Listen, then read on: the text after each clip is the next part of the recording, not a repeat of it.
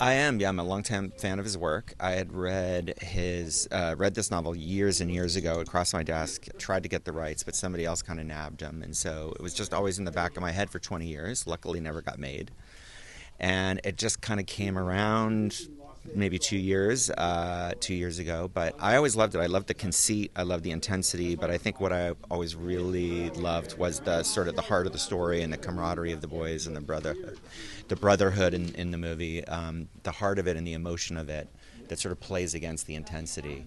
I also really love, and especially with him, I love his stories that are really grounded and authentic. The Stand By Me's and the Shawshanks, and this fits in that world. And so, yeah, it's the perfect one. It was a very unique experience because, the moment they start to walk, they're walking for the entire movie, and which meant that we had to create a production that was constantly on the move every day. Everything's outside. There's no cover for weather, so we have to play with the weather. What it allowed us to do, which none of us had ever done before, was we actually got to shoot chronologically. Everything is usually shot out of order, but we did everything in order, which was fantastic for the actors and to feel the sort of degradation in their bodies and their clothing and all of that. It was really a fascinating, very unique experience making this. David was actually the first person that we basically knew we were going to cast. He's one of the first people whose tapes I saw, and I knew this guy is going to be in this movie, but also seeing him do it gave me the confidence that the script was really working and the scenes were working and the feel was right.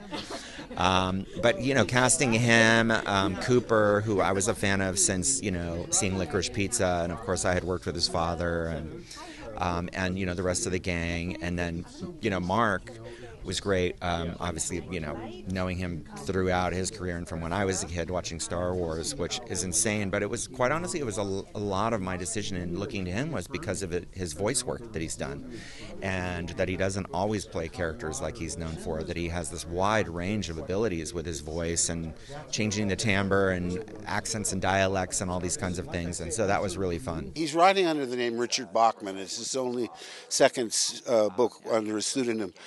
But it's so basic, it puts people under incomprehensible pressure, and to see how they react in a human way is in many ways reaffirming, the resilience and the commitment and the camaraderie and the conflicts. That's where all the colors and the emotions come in. And when I met Stephen King, I got to meet him, and I sat right next to him. I exercised every ounce of control in my body not to go fanboy on him.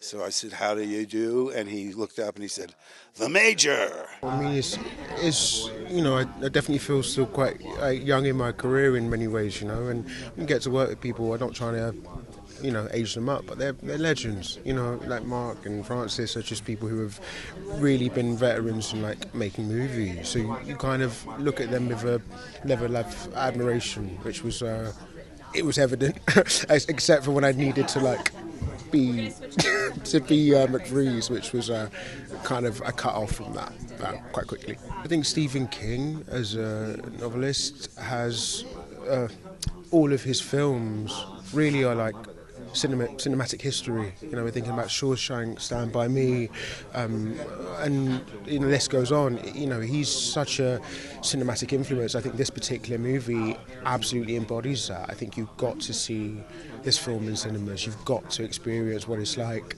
to walk 500 miles